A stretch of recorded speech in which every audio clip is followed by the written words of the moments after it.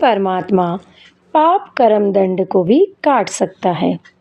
अभी तक जिस भी संत व महापुरुष से मिले, उन्होंने यही बताया कि पाप कर्म फल भोगने से ही समाप्त होगा। वह प्रभु कौन है? वो जो पाप को काट देता है, काल के बंधन से छुड़वा देता है। उसका वास्तविक नाम क्या है? पूजा की विधि क्या है? ये सभी प्रश्नवाचक चिन्ह पूर्ण रूप से हटाने के लिए अवश्य सुने जगत गुरु तत्वदर्शी संत रामपाल जी महाराज के अमृत वचन, सभी पवित्र शास्त्रों के आधार पर। सत साहिब। कथनी के सूर्य घने ये कथ अटंबर ज्ञान, जम के द्वारे जावेंगे शब्द हमारा माने। कथनी के सूर्य घने ये कथ अटंबर ज्ञाने, नाही परख प्रेम की वो कथनी पत्थर जाने। कथनी के सूर्य घने घर में कहते ज्ञाने, बाहर जवाब आवे नहीं वो लीद करे मैदान। क्या बताते हैं कि ये बात तो दुनिया बना देती है, वक्ता भी बहुत गणे हैं, श्रोताओं की भी कमी को ना, पर जब तत्व भेद सामने आएगा ना, इनके मुंह में जवाब नहीं होगी। कहते हैं कथनी के सूर्य घने ये घर में कहते ज्ञान, बाहर जवाब आवे नहीं फिर लीद करे मैदान। जैसे घोड़ों की सवारी होती है ना, तो निर्भाग सा घोड़ा भागण के समय लीद करने लग जाएगा खड़ा होकर। तो कहने का भाव यह है कि अब ये आप अपने शिष्यों में सारे अंडी पाके बैठे थे, ये संत जन अपनी अपनी कथाएं, अपनी सोच की पुस्तकें रच रच कर इन भोली आत्माओं को तोते की तरह रटा रखा था। अब इस तत्व ज्ञान के सामने ये सारे लीद कर रहे हैं, किसी से जवाब नहीं आ रहा है। हम सब के बारे में पेपरों में लिख चुके हैं और बुद्धिजीवी समाज को पता लग गया है कि जब ये निरुत्तर है तो इनके पास ज्ञान नहीं है। तो यहाँ परमात्मा वही कह रहे हैं कि कथनी के सूर्य घने ये घर में कहते ज्ञान, बाहर जवाब आवे नहीं फिर लीद करे मैदान।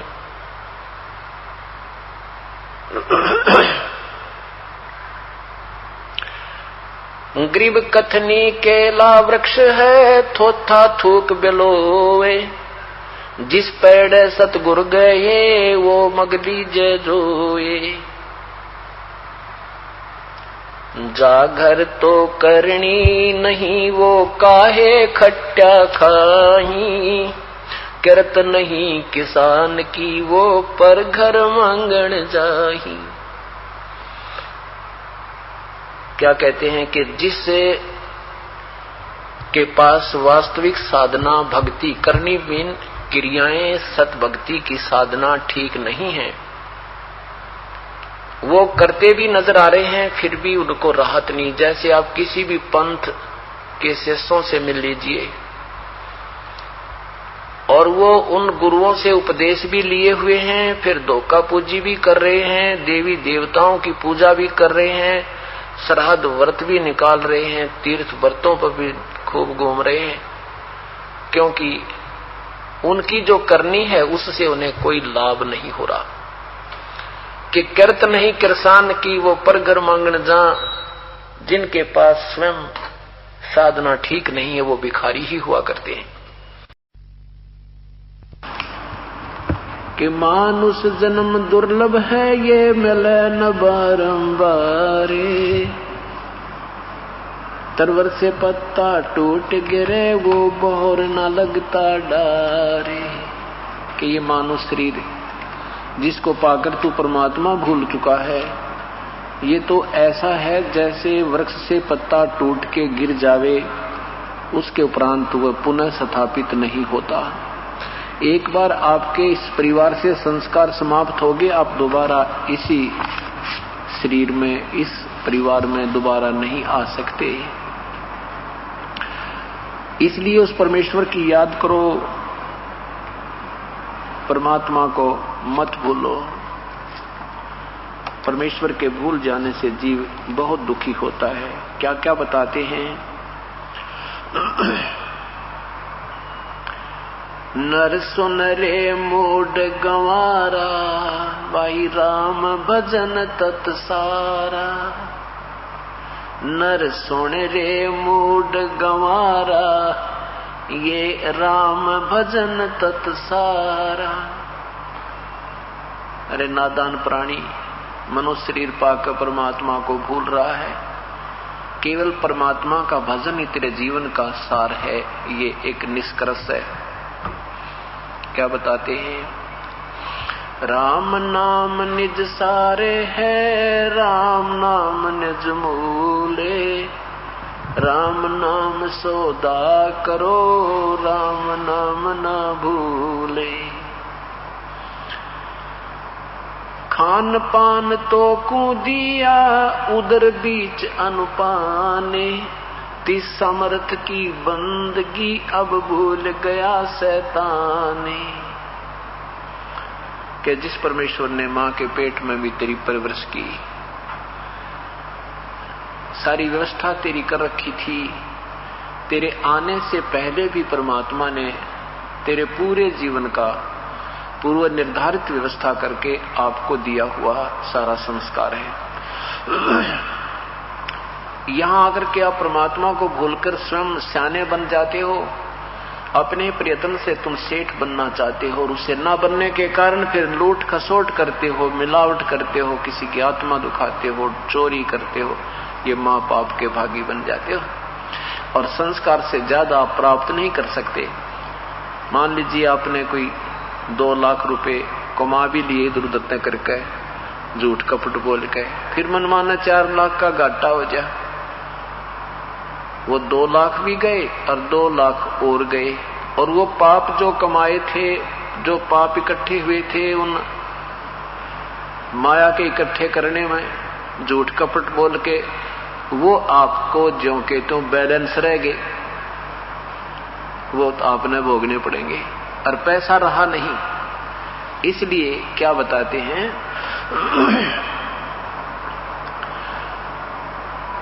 कि उस परमात्मा को याद करो। मां के पेट में भी तेरी परवरिश की, आपका पालन पोषण किया। जब बच्चा मां के पेट से बाहर आता है, उसका दांत नहीं होते, उसके साथ साथ मां के सतन में दूध बेच दिया। उससे पहले मां के सतन में दूध नहीं था। और परमात्मा कहते फिर ऐसे समर्थ को जो तेरी पल पल में ख्यास रखे, तेरे पल पल में सुविधा प्रदान कर रहा है, आने से पहले तेरे ऊपर रहम कर रहा है, उसको तू भूल रहा है। तिस समर्थ की बंदगी क्यों भूल गया शैतान। मूड गंवारा, ये राम भजन तत्सारा। राम भजन बिन बैल बनेगा, सोकर स्वान शरीरम। कौवा खर की दे धरोगे, मिटे नया तक सीरम। कीट पतंग भवंग होते है, गिद्दड़ जुम्बक जूनी। बिना भजन जड़ वृक्ष कीजिए, इस पद बिन काया सूनी। भक्ति बिना नर खर एक है, जिन हर पद नहीं जाना। पार ब्रह्म की परख नहीं रे, अब पूज मरे पाषाण। सथावर जंगम में जगदीशम, व्यापक ब्रह्म बिनानी। निरालंब न्यारा नहीं दर्शै, भुगते चारों खानी। तोलन मोल उजन नहीं आवे, अस्थिर आनंद रूपम। घटमट में तत् से न्यारा, वसो हम सत्य स्वरूपम। बादल छा ओस का पानी, ये तेरा उन्माना। आठ पटन कृत्रिम सब झूठा, ये सृंचक सुख डपटाना। निराकार निर्भय निर्वाणी, सुरत निरत निर्तावे। आत्म राम अतीत पुरुष को, गरीब दास न्यो पावे। परमात्मा के विषय में आदरणीय गरीबदास साहिब जी बता रहे हैं कि यदि परमात्मा की भक्ति नहीं करोगे तो राम भजन बिन बैल बनोगे। शुक्र समान शरीरम, शुक्र कहते हैं सुअर को, समान कहते हैं कुत्ते को।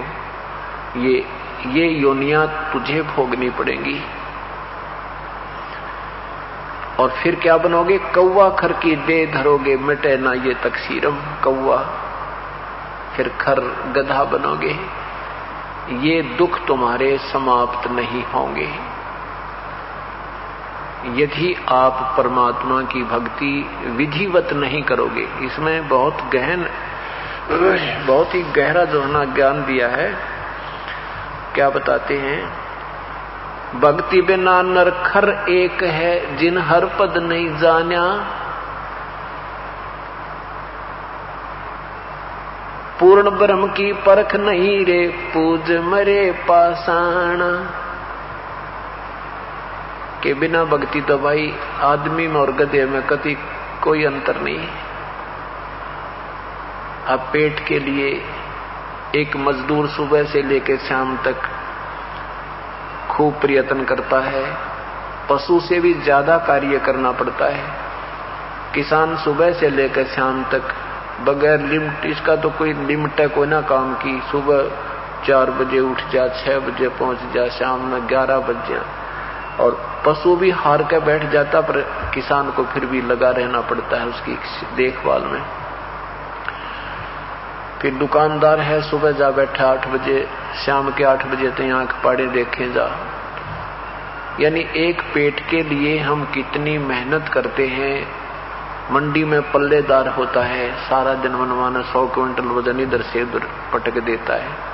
परमात्मा कहते हैं भक्ति नहीं करोगे तो मनुष्य में और गधे में कोई अंतर नहीं।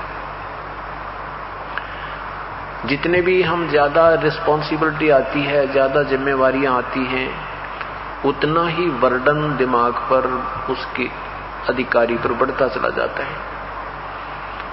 परमात्मा बताते हैं अगम निगम को खोज ले भाई, बुद्धि विवेक विचारे। उदय अस्त का राज मिले है, तो बिन नाम बेगारे। बेगार किसे कहते हैं? बेगार कहते हैं ये प्राइवेट व्हीकल को, और कई बार सरकार ले जाती है। अब तो इनको तेल त्याल दे दे हैं, गाड़ी भी दे देते हैं, दिन की जिसी इनकी सिलेक्ट करते हैं। पहले पुराने समय में क्या करते थे, ये जैसे 3 व्हीलर होए, 4 व्हीलर होए, कोई जीप जाप थी, इनको पुलिस वाले पकड़ ले जाया करते।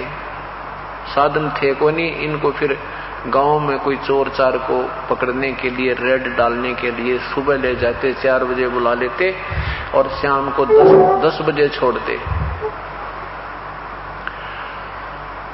और वो तेल भी खुद डलाया करता। उस दिन की दिहाड़ी भी गई और 1 मिनट डटे नहीं, भागा भागी रहा करती सुबह तो लेकर शाम तक। तो वो अगले दिन आपस में चर्चा करते थे कि कल ना आया भाई, कहाँ चला गया था। दूसरे उसके साथी 3 व्हीलर वाले कहा करते, वो कहता भाई कल बेगार में फंस गया था। सुबह ले गए भाई 4 बजे, शाम ने 10 बजे 11 बजे छोड़ा। खान पीन भी ना पाया, पैसे भी 200 रुपये दोहरे लागे, अपने पास से ही खर्च करने पड़े। इनकम कुछ नहीं हुई, प्रयत्न मेहनत परिश्रम और दिनों से ज्यादा हो गया, तो उसको बेगार कहा करते हैं। तो यहां परमात्मा हमें उससे तुलना करते हैं कि अगम निगम को खोज ले और बुद्धि विवेक विचार, जरा सा सोच विचार कर ले। आप सोचने का समय कोई नहीं, हमें माया लूटन की चिंता ज्यादा बनी हुई है। कार कोठी बनाने में ज्यादा ध्यान, फैक्ट्री फुकटी लाने में लगे रहते हैं, हम सोचते नहीं। और सोचने का समय मिलता सत्संग में, और सत्संग प्राणी को कलयुग में मिल नहीं रहा। अब कारण क्या है कि जो संतों के आप सत्संग सुनने जाते थे, वो तो वह मीठी गोली दिया करते, 2 कथा इधर की सुना दी, उनका सिर ना पैर, श्रद्धालु भी संत का सत्संग सुनाए, अच्छा कर्म बन गया।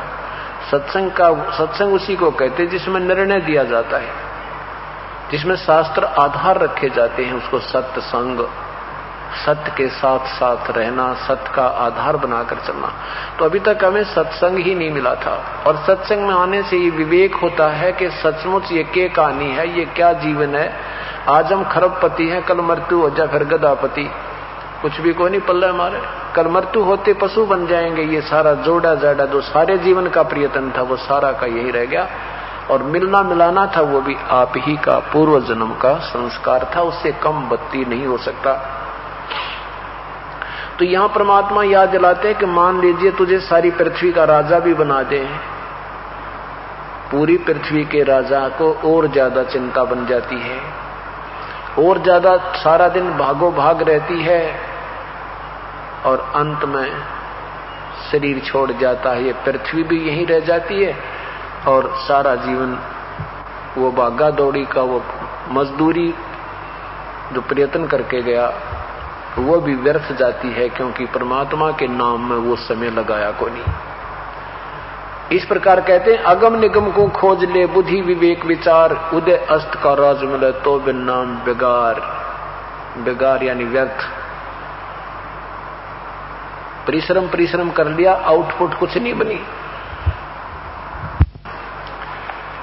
तो इसलिए परमात्मा याद दिलाते हैं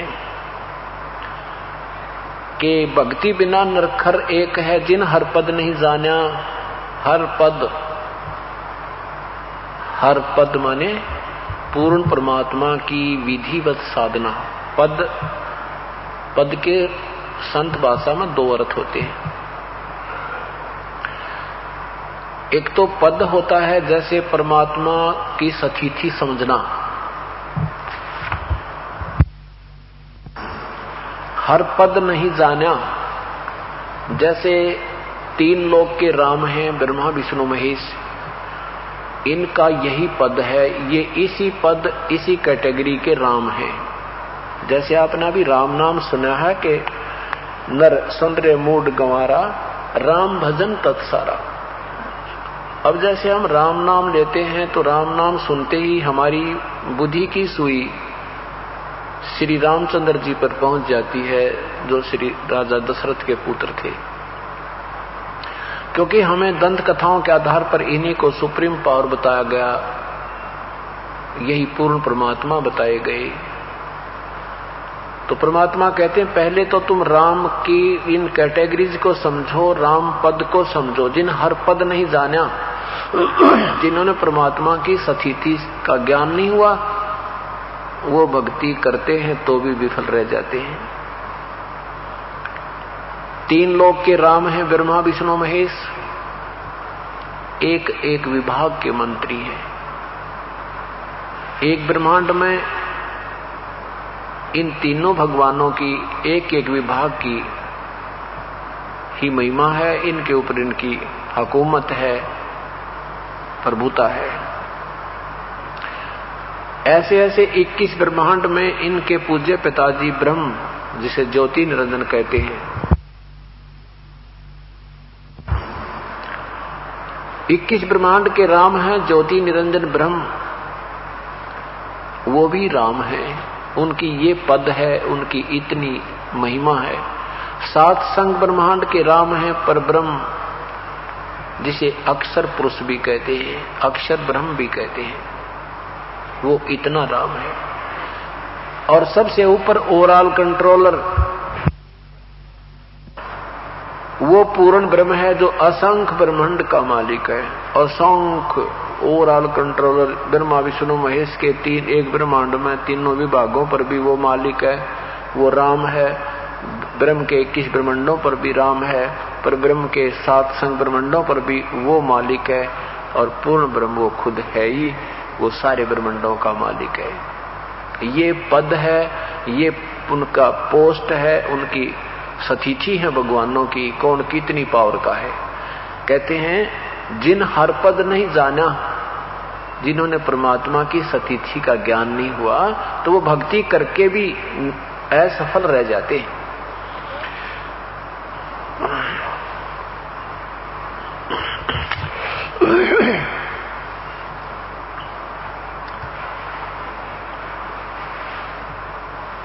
बिना नरखर एक है जिन हर पद नहीं जान्या, पूर्ण ब्रह्म की परख नहीं रे पूज मरे पाषाण।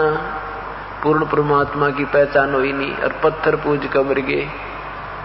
कई मंदिर में भगवान बना लिया पत्थर की मूर्ति बना के, कहीं की तो पहाड़ के ऊपर धर दिया एक पत्थर उठा के कह दिया यहाँ भगवान रहता है, तो गोली आत्मा वहां भी जाने लगी।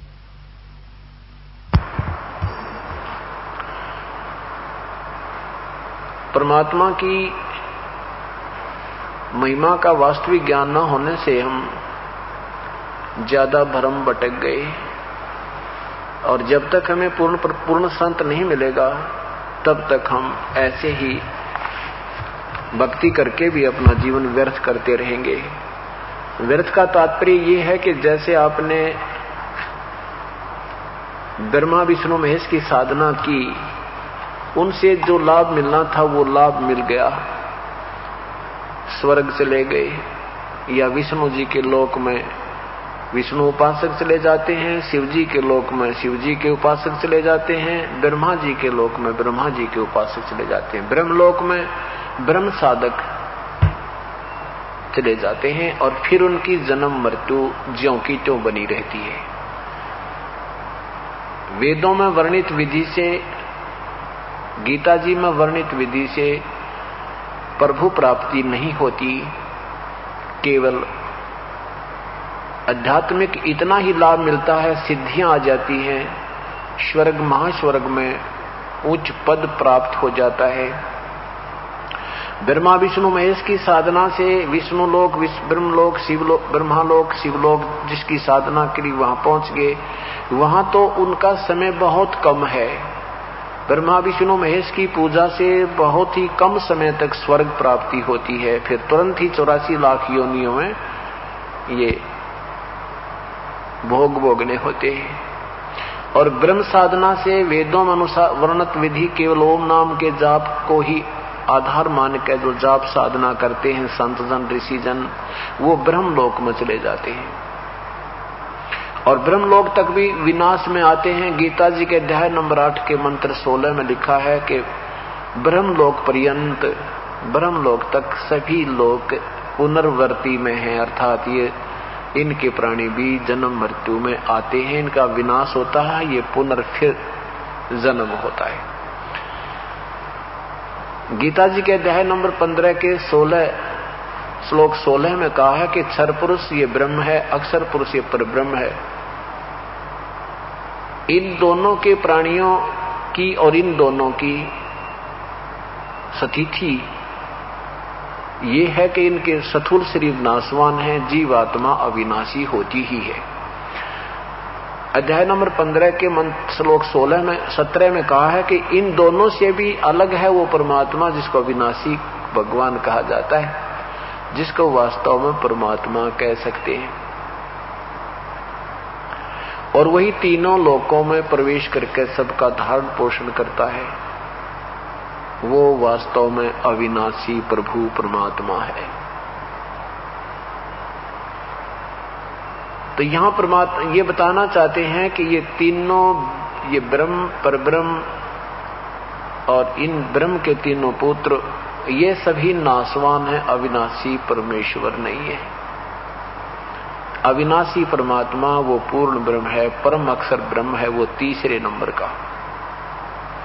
वही परब्रह्म ही, वो पूर्ण ब्रह्म ही ऊपर 3 अन्य लोकों में भी स्वयं ही विराजमान है अपने अन्य रूप बनाकर।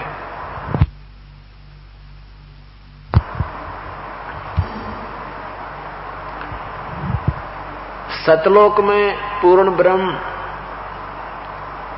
सत्पुरुष रूप में है, और फिर अलख लोक में अलख पुरुष रूप में है, अगम लोक में अगम पुरुष रूप में है, अनामी लोक में वही परमात्मा अनामी पुरुष रूप में मनुष्य सदृश शरीर में विराजमान है। अभी तक जितने भी आपने संतों या पंथों के ज्ञान सुने हैं, उन्होंने सतपुरुष तो सुन रखा है, कबीर साहब की वाणी तक अलख पुरुष भी सुन रखा है, अगम पुरुष भी गोट रखा है, और अनामी पुरुष भी याद कर रखा है। पर उन्होंने कह खै का पता नहीं वो भगवान है कैसा, क्योंकि उनका अनुभव नहीं, उनका कोई अपनी जो कोई उपलब्धि नहीं उन नादानों को। सतगुरु की वाणी पढ़ी, नारी दुकान खोल ली, कह खै का ज्ञान नहीं। वो परमात्मा को निराकार बताते हैं कि सतपुरुष निराकार है, और साथ में महिमा गाते हैं उसके एक रोमकूप की में इतनी रोशनी है कि करोड़ सूर्य मिला दे, करोड़ चंद्रमा मिला दे तो भी फीकी रह जाए। ये कबीर साहब ने अपनी महिमा बताई थी। उस वाणी को पढ़कर ही वो तुक्के ला दिए, अपनी सोच को छोड़ दी कि वो निराकार है परमात्मा। और फिर लिखते हैं कि सुना है परमात्मा ने इंसान बनाए, इंसान को अपना ही रूप बनाया। ये राधा स्वामी पंथ वालों की किताबों में ये तीनों प्रकार की व्याख्या विद्यमान है, और फिर भी भगवान को निराकार बताएं।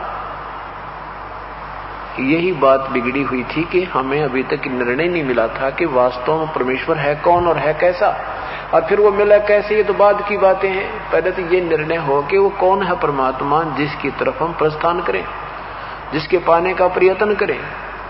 अभी तक तो यही ना निर्णय हो रहा था। अब कोई कहे परमात्मा निराकार है, फिर उसको प्राप्ति क्या, प्रयत्न की क्या आवश्यकता है? ये सारा उलझ ज्ञान हो रहा था। अब ये बिल्कुल स्पष्ट हो गया है, अब बिल्कुल स्पष्ट हो गया है। चलना बाकी है। पूरे विश्वास हो जाने के बाद फिर प्रस्थान करने में आदमी निसंशय होकर दौड़ लगाता है, और जो संशय में चलता है तो उसको कोई भी रास्ते में टोक दे, तेरा रास्ता गलत है, वही रुक जाता है। अब निसंशय होकर के हम भक्ति करेंगे। गीता जी में लिखा कि अर्जुन, जब तेरी नाना प्रकार के भ्रमित करने वाले शास्त्रों के ज्ञान से बुद्धि हटके एक तत्व ज्ञान पर आश्रित हो जाएगा, तू बिल्कुल दृढ़ हो जाएगा, तब तो तेरी भक्ति प्रारंभ होगी, तब तो तू योगी बनेगा, तब तो तू भक्त बनेगा। अभी तक तो तू भक्त भी हो रहा। तो उसके लिए उस संत को ढूंढ जो तत्व ज्ञान से परिचित हो, फिर जैसे वो बताओ भाई ऐसे भक्ति करना।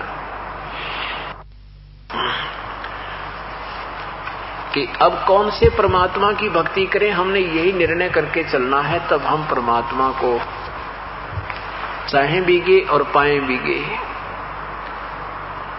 वो पूर्ण परमात्मा सतपुरुष है, उसका वास्तविक नाम कबीर देव है। कबीर देव, कबीर साहिब, कबीर परमेश्वर, ये उसी परमात्मा के भाषा भिन्न नाम है। वो परमेश्वर चारों युगों में आते हैं। सतयुग में सत्सुकृत नाम रहता है प्रभु का, और त्रेता में नाम मुनींद्र होता है।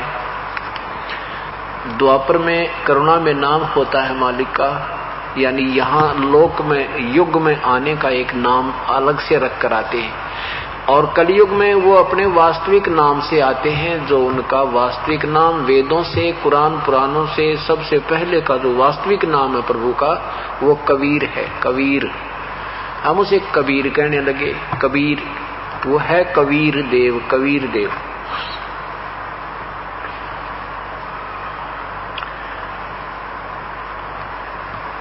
अब हम परमात्मा को पहचान नहीं पाते। जरा सी कोई सिद्धि हो जाती है, साधना करते हैं, जरा सी सिद्धि होगी, उस सिद्धि के आधार पर हम फूले फिरते हैं। एक समय की बात है कि गोरखनाथ जी, जो बहुत बड़े महापुरुष सिद्ध पुरुष कहलाते हैं, उन्होंने ओम नाम के जाप से युगों युगों साधना करके एक ऐसी सिद्धि प्राप्त कर ली थी कि वो मुर्दे तक भी जीवित कर देते थे। अब मुर्दा जीवित कैसे होता है कि उस साधक की अपनी कमाई देनी होती है, और ये गोरखनाथ जी जैसे महापुरुष पहले किसी समय में परमेश्वर कबीर साहिब की शरण में रहे थे। हम असंख्य युगों से भक्ति का प्रयत्न कर रहे हैं, और हम बीच में थोड़ी सी हल्दी की गांठ मिल जाते ही पंसारी बनने की चेष्टा करते हैं, और यही कमजोरी हमें अभी तक नुकसान दे रही है, क्योंकि हमें ज्ञान पूर्ण हो नहीं पाया, और हम ऐसे ही भ्रमते भटकते रह जाते हैं।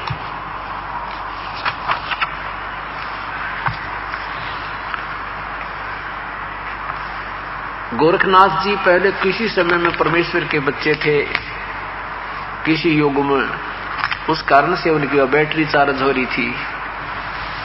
आपको जो प्रथम मंत्र दिया जाता है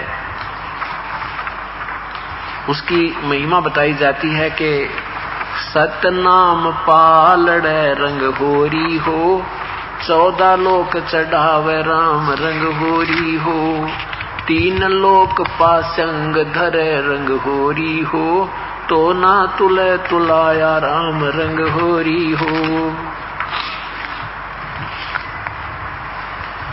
कि एक जो श्वास का नाम की कीमत है, आपको श्वास दिया का सीमन दिया जाता है, उसकी इतनी कीमत है कि उसके तुलना में एक पालड़े में वो एक श्वास के द्वारा की गई विधिवत साधना, यानी परम संत से उपासना प्राप्त करके पूर्ण संत से, और उसके बाद मर्यादा में रहते हुए आप जो साधना करते हो, उसकी एक श्वास की कीमत इतनी हो जाती है कि एक पलड़े में तो एक श्वास की कीमत रख दे सतनाम की, और दूसरे तराजू के पलड़े में 14 लोक, और ये 3 लोक ब्रह्मा विष्णु महेश वाले लोक भी धर दे, ये पासंग रख दे, तो भी वो एक सांस की कीमत का पलड़ा भारी रहता है, अर्थात वो ज्यादा कीमती है।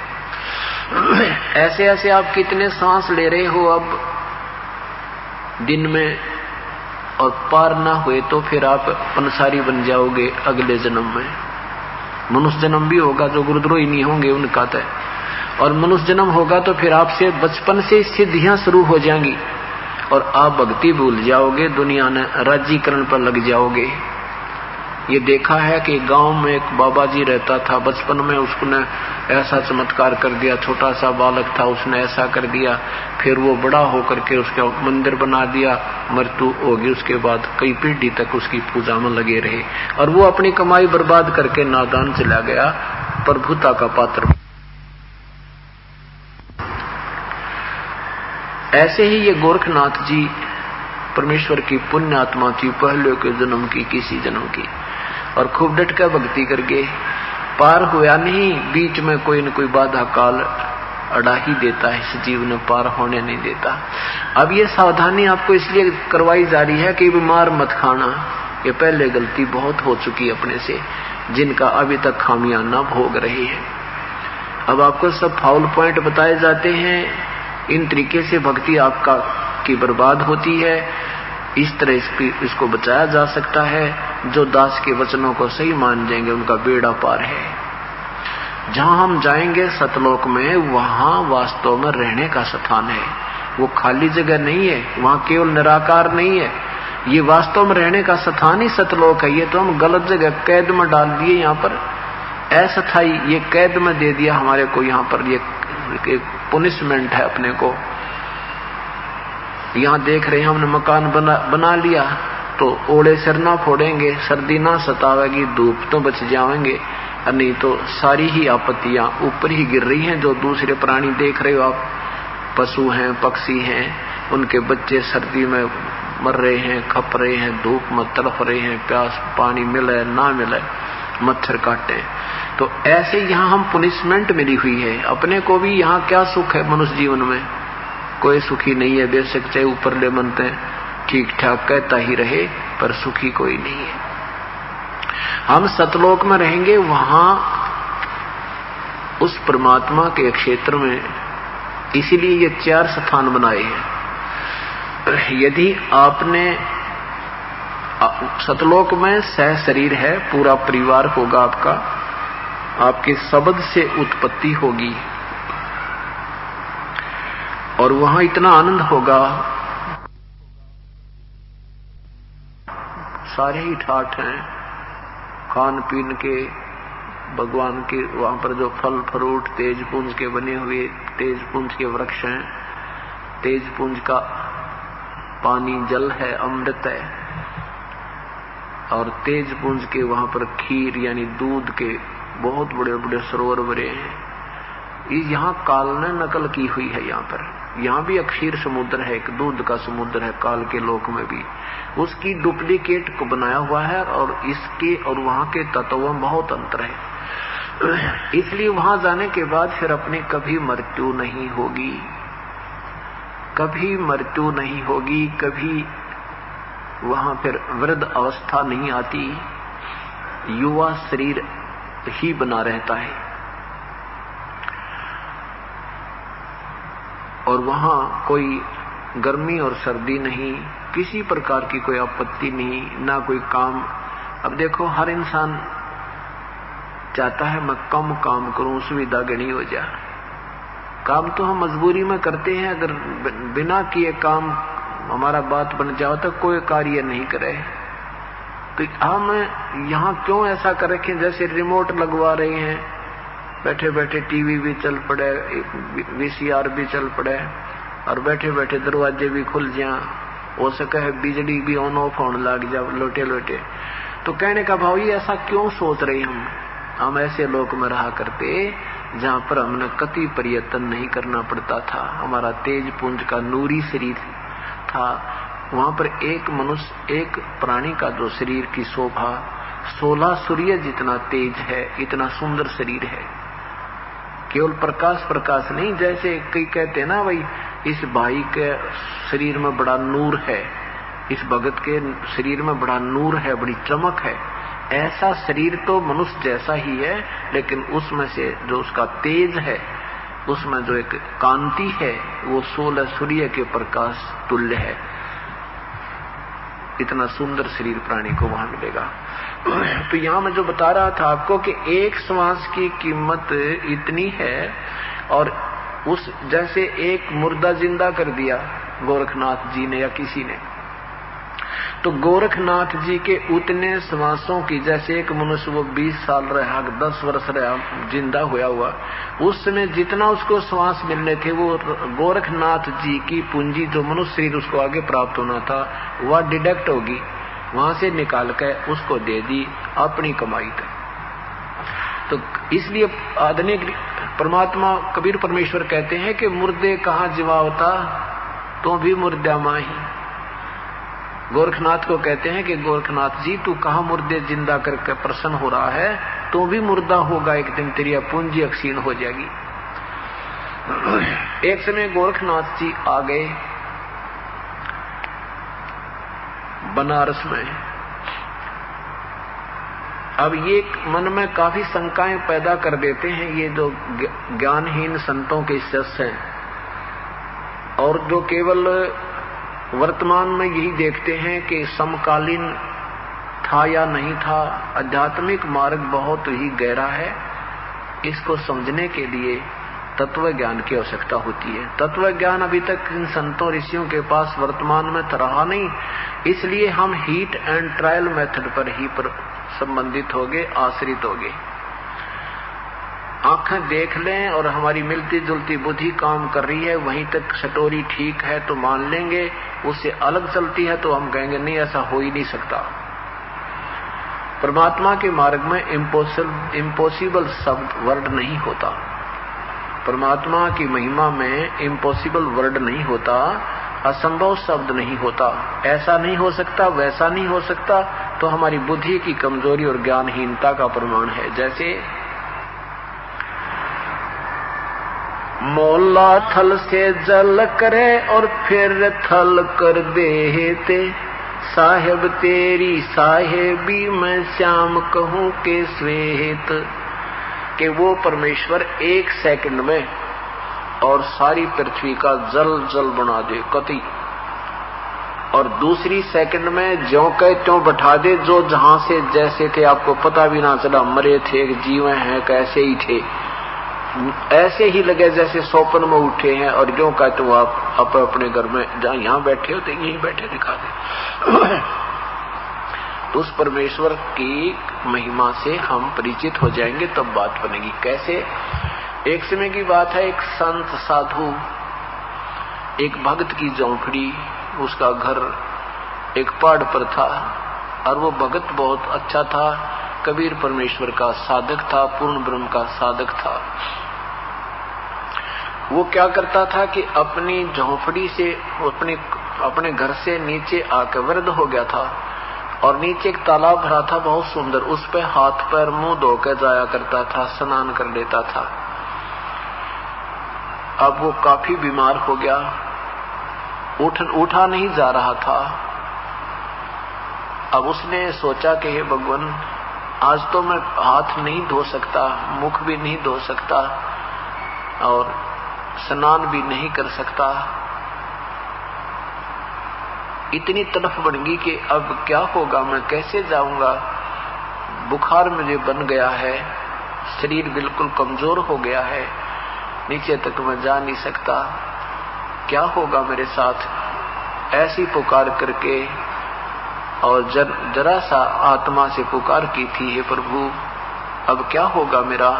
कहते इतने में इतनी जोर की बारिश हुई, इतनी जोर की बारिश हुई कि वर्षा हो करके और वो तालाब, वो छोटा सा तालाब था, वो भर के और सारा कहते पूरी पृथ्वी पानी से, पूरी पृथ्वी में पानी कई सैकड़ों फुट इकट्ठा हो गया और उस भगत की उस कुटिया के बिल्कुल पास पहुंचा दिया भगवान ने।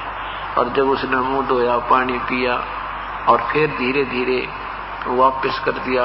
कहते 2 मिनट के बाद फिर नो की सृष्टि, पूरी सृष्टि खत्म कर दी, पूरी पृथ्वी के इंसान खत्म कर दिए और दूसरी मिनट के बाद जो के तो जैसे थे रख दिए।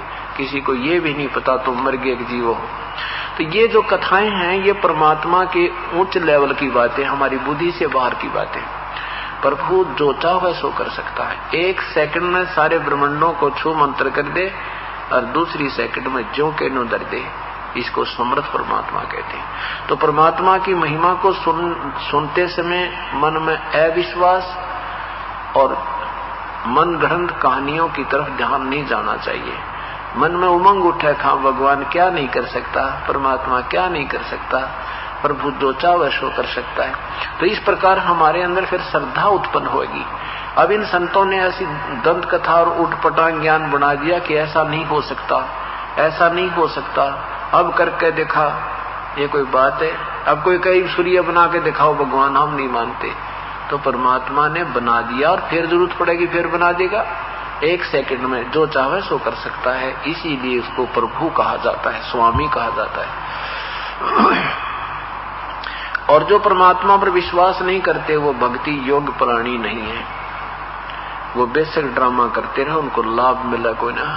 एक समय की बात है, एक नगर में परमात्मा के साधक, 2 साधक थे। एक 40 वर्ष से साधना कर रहा था, एक अभी लेटेस्ट ही था, 4 वर्ष से प्रभु के चरणों में भक्ति विधिवत जैसा मिली वो करने लगा था।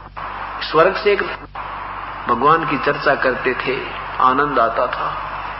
एक दिन देवदूत ने भगवान से कहा कि प्रभु एक नगरी में आपके 2 भक्त अटूट श्रद्धा से लगे हुए हैं, परमात्मा आपके बिना तो किसी का जिक्र ही नहीं करते, बड़े आपके सही भक्त वो 2 ही हैं उस नगर में।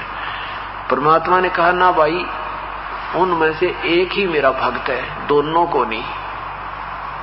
तो देवदूत ने कहा कि भगवान फिर वो है जो 40 साल से बैठा है, इतनी लंबी दाढ़ी बना रखी आपके नाम पर, भगवान समर्पित है वो तो। परमात्मा ने कहा ना भाई वो नहीं, वो जो 4 वर्ष से लगा है ना वो मेरा सही भक्त है।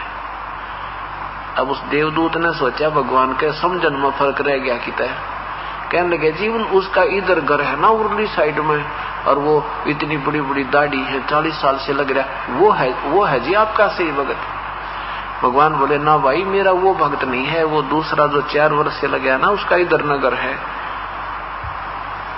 तो देवदूत ऐसे शर्मा खाज करने लगा।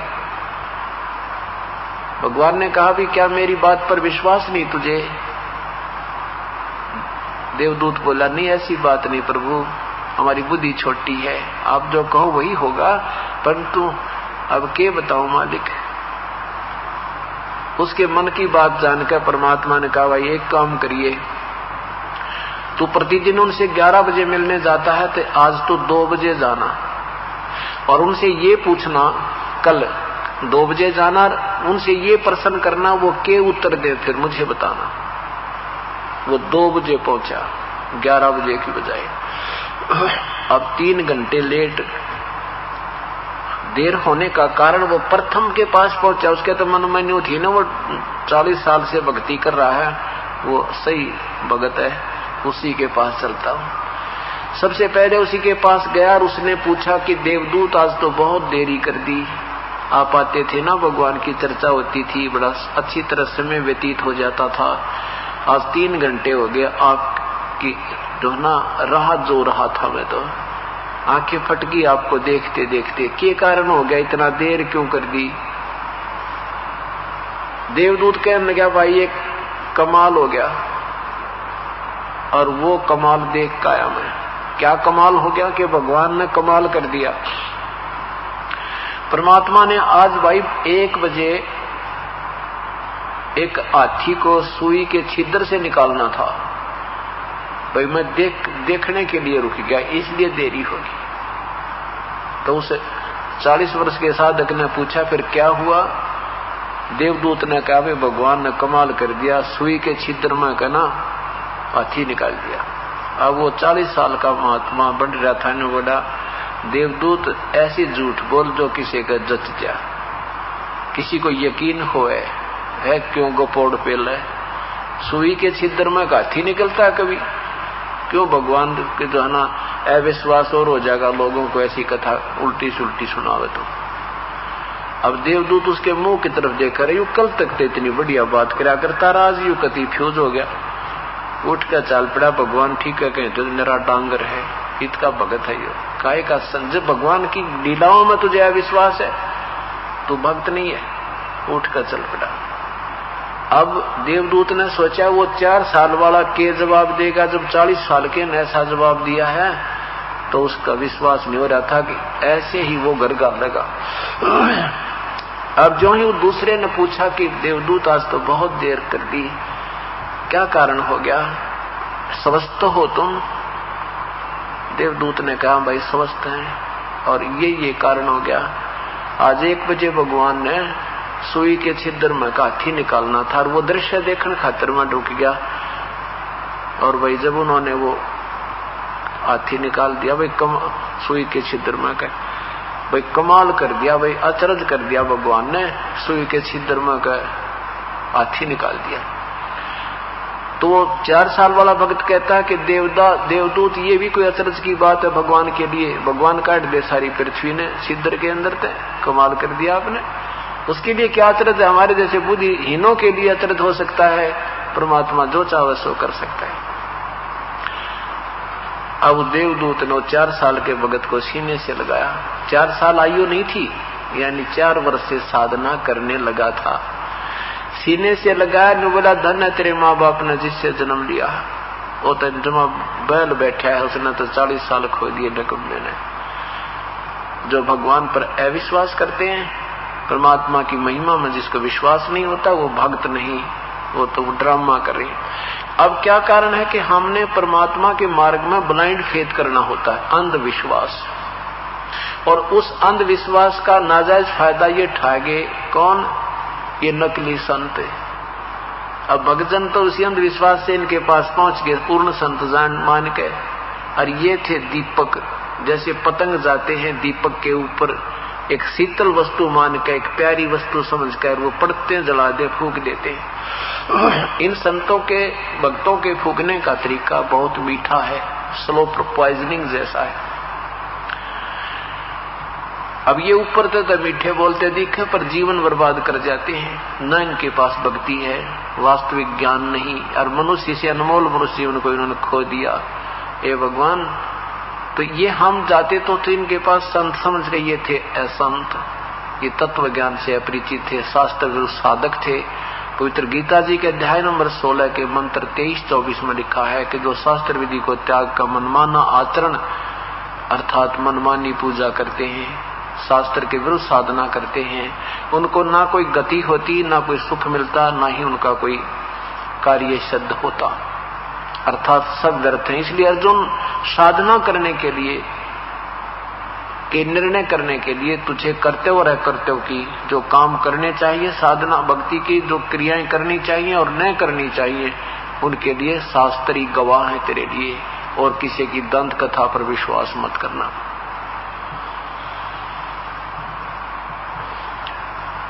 जो दास बताना चाह रहा था आपको कि गोरखनाथ जी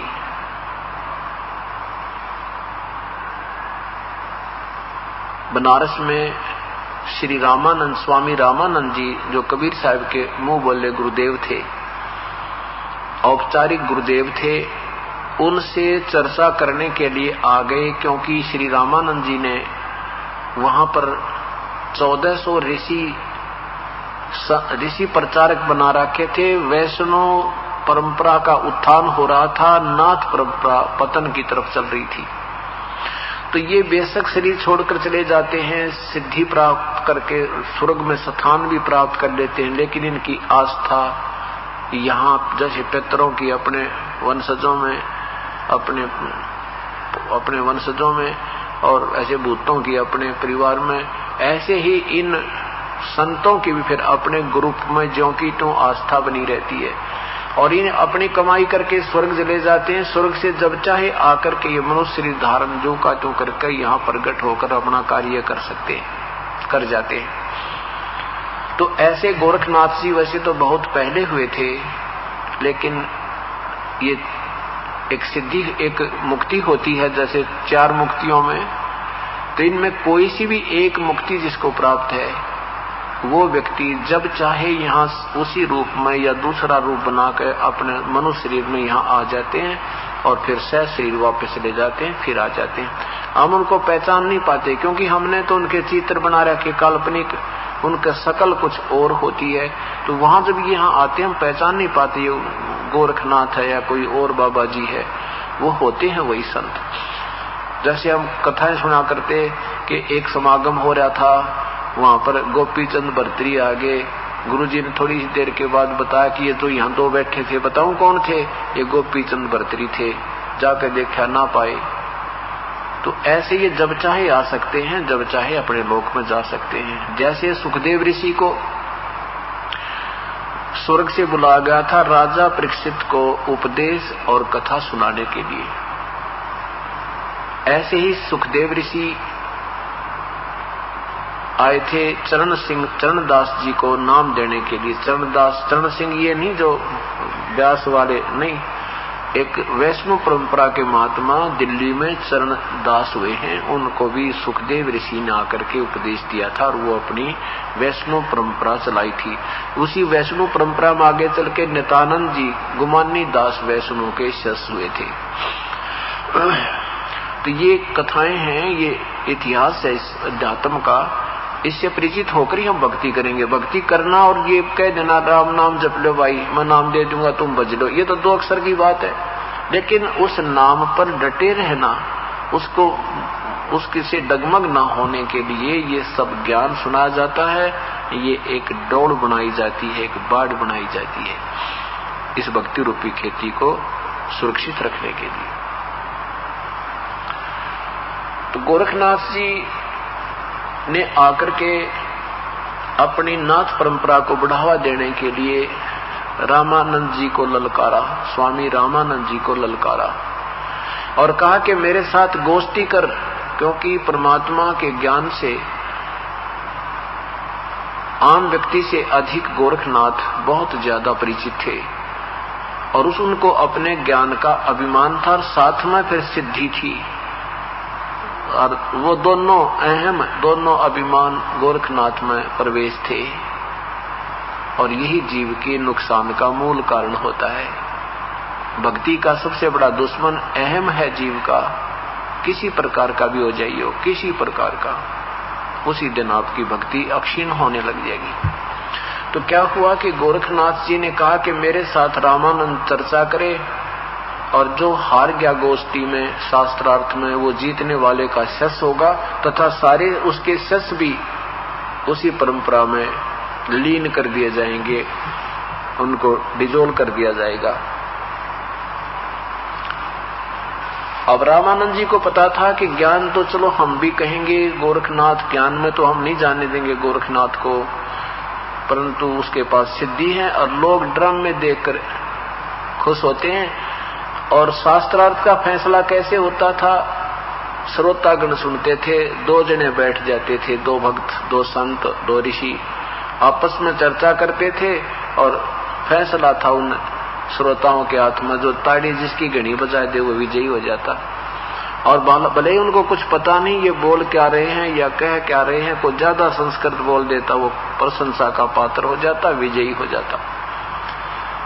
ये शास्त्रार्थ ने ईब तक घर गाल रखे थे। आपने सत्यार प्रकाश के विषय में विस्तृत व्याख्या रह कर्म सुनाते रहे हैं। उसमें महर्षि दयानंद जी से प्रश्न करता है कि परमात्मा साकार है कि निराकार। 7वें सुमोल्लास में 154 पृष्ठ पर कहता परमात्मा निराकार है, 155 पर सिद्ध करा है परमात्मा साकार है।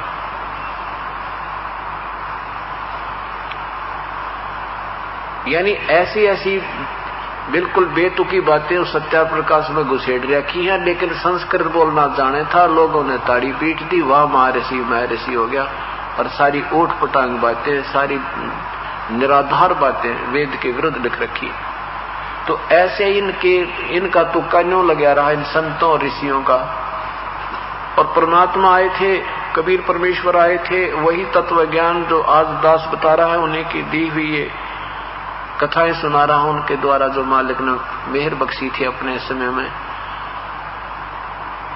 लेकिन उस समय के ऋषियों ने और महर्षियों ने, इन ब्राह्मण लोगों ने, ब्राह्मण मीन जो भक्ति कराते हैं गुरु लोग, ब्राह्मण वैसे तो भक्त को कहते हैं, साधक को कहते हैं।